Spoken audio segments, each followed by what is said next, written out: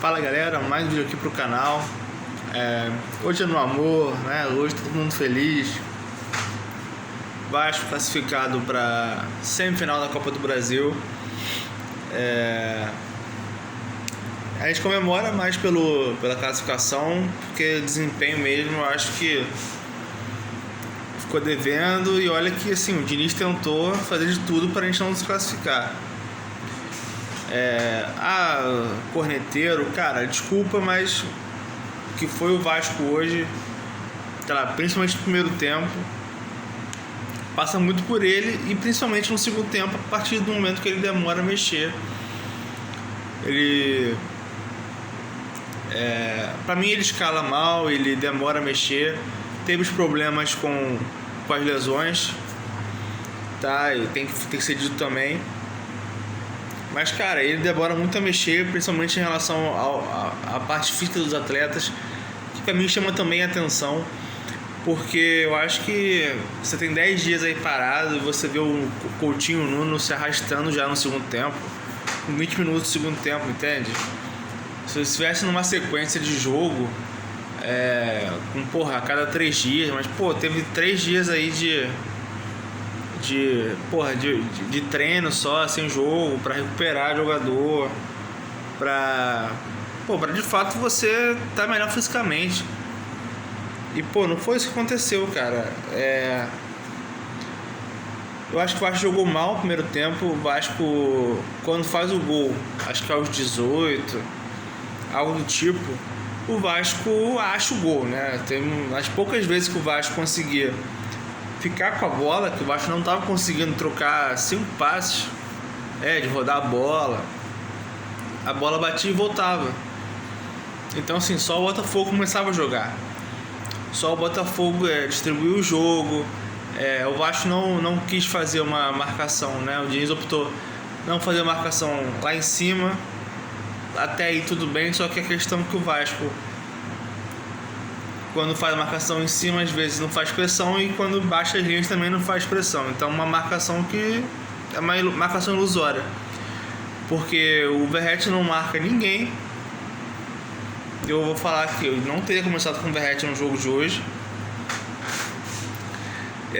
A pressão que teria que ser, né, para os zagueiros, tanto quanto o Vasco for subir a linha ou baixar, ela não existe, porque o Verratti não... Eu repito, o Barbosa hoje, ele jogou solto, ele não teve pressão na bola quase em nenhum momento. No primeiro tempo o Verratti olhava, marcava a 1,5 metros, e o Barbosa conduzia a bola, passava o meio campo e tentava sempre um passe, ou lateral, ou achava um jogador do Botafogo entre as linhas ali, da zaga e dos volantes. Então assim, baixa as linhas, ok, só que aí você tem que deixar o centroavante e o Coutinho na frente dos zagueiros, para poder cortar essa linha de passe.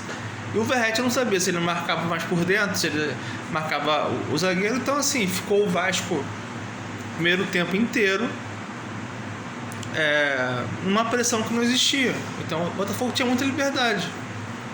E outra coisa, o Vasco não estava ganhando segunda bola nenhuma. O Vasco não conseguia ganhar a segunda bola. Então assim, o Botafogo às vezes não conseguia sair pelos lados. Eles tentavam um passe entre os dois centroavantes, que não o Corrêa não é um centroavante de origem, mas ele é mais um segundo atacante e é um jogador mais pesado. Então pra mim ficou muito parecido com o que foi o primeiro jogo, né? Tirando o Cris Santos, botando Corrêa, não muda muita coisa. Jogadores mais lentos, mais altos. Então eles botavam os dois centroavantes com os dois zagueiros do Vasco. Eles botavam um passe vertical para tentar uma tabela, para tentar segurar a bola, né? Não usaram tanto os lados. Então essa marcação ela não estava acertada no meio campo também. Então assim, o Vasco achou o gol, depois não jogou mais nada, que já não estava jogando. Então assim, o gol não serviu para motivar o Vasco. O gol aconteceu e o Vasco continuou jogando o que estava jogando, né? Virou o primeiro tempo 1-1, foi bom ter virado 1-1. E aí, sinceramente, cara, a gente vai bater nessa tecla de novo, que é da parte física. E sim, o segundo tempo eu acho que o Botafogo não foi tão massacrante, né, na saída de bola e tudo mais, mas ele estava rondando mais ali a área do Vasco. O Vasco é um time que já falei aqui em relação ao Diniz, do jogo contra o Sport, que eu larguei de mão no sentido de que eu acho que o Vasco não vai evoluir mais com ele. O Vasco vai jogar esse jogo que jogou hoje contra o Botafogo, assim como jogou contra o Sport, e como jogou contra o Corinthians.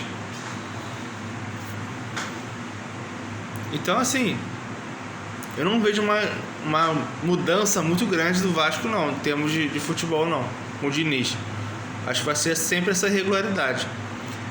Então, no segundo tempo, o Botafogo começou melhor novamente. O Vasco com muita dificuldade de sair pro jogo, de conseguir os seus ataques, e teve uma bola muito boa, né? Que das poucas vezes que o PH conseguiu ficar no mano a mano, ele dribla bota na frente do Alex Telles, cruza pro meio. Achei o Coutinho displicente na finalização, muito ciente que quer fazer o gol, a bola foi para fora. Isso, é claro, é uma chance dentre quase nenhuma que o Vasco criou. E o Botafogo estava sempre rondando lá. O Botafogo, ele também não tinha tanta ideia de jogo. O Botafogo botou 2 centroavantes praticamente e cruzou 500 bolas dentro da área. Se pegar o scout, eu não vi o scout, mas o Botafogo jogou muita bola dentro da área. E depois ele fez mais isso, depois que ele entrou, que o Cris Santos entrou, que é um cara mais de fato de área, e aí eles abusaram mais ainda do cruzamento. Só que dessa vez o Vasco conseguiu cortar essas bolas, né? Não foi igual ao primeiro jogo. E aí o Vasco perde também por lesão. Já tinha perdido o Tietê por lesão. E aí eu acho que o departamento médico também tinha que falar alguma coisa, porque é aquela coisa, o jogador estava inteiro para jogar, porque ele já estava cheio de faixa grudada na coxa, né? Então, assim, será que estava 100%? Porque aí você perde o jogador para domingo, praticamente, de novo. Aí entra o Cocão, que não é a mesma coisa, não é a mesma característica de jogo. O Vasco perde nisso. Aí volta pro segundo tempo, e aí que o Diniz irrita, que ele bota o Puma tendo um lateral de ofício. Ah, mas o Puma não comprometeu. Beleza. Mas ele não chega à linha de fundo, porque ele não consegue, né, jogar com a perna esquerda, né? Ele sempre cortava para dentro. E o que acontece? O Vasco não tinha linha de fundo, jogadas de profundidade.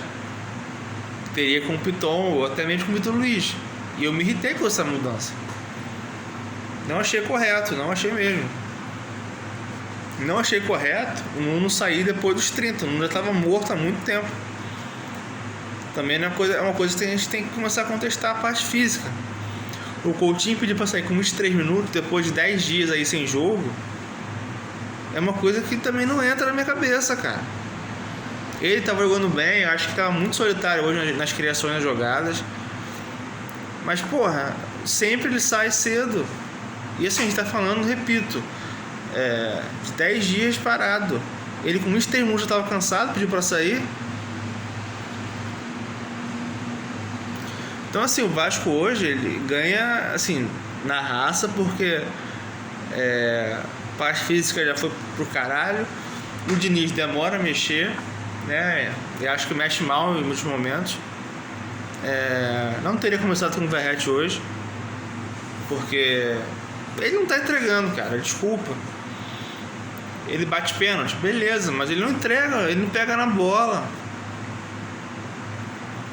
Então não é fácil botar o cara no segundo tempo pensando, né, nos pênaltis, igual o Puma. Você poderia ter botado no segundo tempo para isso também. E você mais um jogo que o cara fica os 90 minutos. E eu sabia que ele ia ficar até os 90 minutos porque estava 1-1. Então o Diniz não ia tirar ele por causa dos pênaltis. Só que, cara, ele não entrega. E, cara, sabe o que mais me irrita? É que em alguns momentos ele mesmo entrega a própria alimentação dele. Ele não tenta arriscar. Por exemplo, tem uma jogada de lado, tava, acho que algumas triangulações que o Vasco fazia com o Nuno, o Puma, aí vinha o Cocão, até o Coutinho, quando tava em campo, que, pô, o Puma, o Nuno olhava pra frente, o Verratti tava lá do outro lado. Ele nitidamente queria que o Verratti saísse da área, recuasse um pouquinho, ali pra meia-lua, pra ele fazer o pivô, pra dar uma opção de tabela. O Verratti lá do outro lado.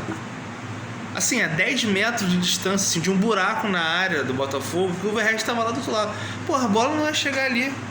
Então, assim, ele mesmo se põe numa posição de só querer receber bolas vindo do lado do campo. E já não é a primeira vez que assim, evitam dar um passe para ele, porque sabe que não vai sair nada. Um passe vertical. Primeiro tempo hoje, o Coutinho estava com uma bola, ele hesitou ao máximo dar pro Verratti, porque sabia que não ia nem render nada. Entendeu? Então, assim, se a bola não é pro Ryan, não tem mais ninguém. Porque o Nuno também não é um cara de velocidade, o cara constrói. Então, o Nuno nunca tá na frente do oponente. Então, essa bola enfiada é sempre pro Ryan, porque não tem um cara ali. Então, assim, repito, não dá pra você programar, jogar só pensando no Verratti. O Verratti não é mais o principal atacante do Vasco. Eu já falei, hoje você tem que dar liberdade pro Ryan e pro Paulo Henrique atacar. Eles têm que atacar. No segundo tempo, o Vasco conseguiu, em alguns momentos, ter essa liberdade. Porque o Botafogo fechou muito bem lá direita no primeiro tempo. E todo mundo sabe que os cruzamentos vão ser feitos pro Verratti. O Vasco não conseguiu fazer um cruzamento para ele, porque você tem que marcar a origem da bola, do cruzamento. Então, sem espaço, não vai haver o chuveirinho. Então, ele não participa. Vocês repararam que o lance do Coutinho foi todo mundo já em cima do Verratti. Foram 2 caras em cima do Verratti e o Coutinho ficou sozinho. Aí, nisso aí, beleza, ele atrai a marcação, atrai a atenção dos zagueiros. E aí quem tá sozinho faz o gol. E parecia muito com a jogada contra o Sport, que o Puma cruza pra trás, né, o Verratti fecha por dentro, vão 2 caras no Verratti e o Nuno tá sozinho pra fazer o gol. O Coutinho hoje, ele não fez o gol, pra mim perdeu o gol, mas foi muito parecido. Então, assim, quem for cruzar a bola na linha de fundo ou por ali, tem que olhar para quem vem de trás, porque tá todo mundo focado no Verratti. Então, assim, já que ele não consegue participar com gols, cara, vê a opção que tá lá, ele tá marcado. Então, vê quem vem de trás, vê se o Ryan do segundo pau vai poder finalizar. Porque, na boa, eu entendo que ele é um cara que quer essas bolas ali. Mas, pô, se ele tá marcado, amigo, a zaga do Botafogo hoje era muito alta. O Barbosa e o Caio Pantalhão são muito altos. Entende? Então complica, né? Quando você era domingo, né, esse Januário, sei lá como é que vai ser. Entendeu? Se vale a pena botar ele já de início, sabe? Enfim, eu acho que valeu a classificação, valeu pelo empenho, né? Eu acho que o Robert Renan entrou ali, mesmo que sejam 2 zagueiros canhotos. Eu acho que o Vasco, pelas lesões, não tinha como não fazer. Acho que não era de início a ideia do Diniz, mas o Vasco perdendo marcação no meio, precisava ter fôlego. Então botou o Robert Renan mesmo pelo lado direito e botou o Hugo Moura na função dele, que pra mim é a função de fato dele. E eu acho que o Robert Renan contra o Ceará pode ter chance de ter uma dupla de zaga canhota já. Não sei como é que tá o Carlos Cuesta, se o Cuesta já tá apto também, se ele vai preferir o Carlos Cuesta mesmo. E, cara, é isso. Então, valeu a classificação, valeu o dinheiro investido. Agora a SEMI só vai ser dia 10 de dezembro, então o Vasco pode focar totalmente no brasileiro. E tem que preparar muito bem fisicamente esse time, porque pra mim tá complicado. Valeu, pessoal, um grande abraço aí.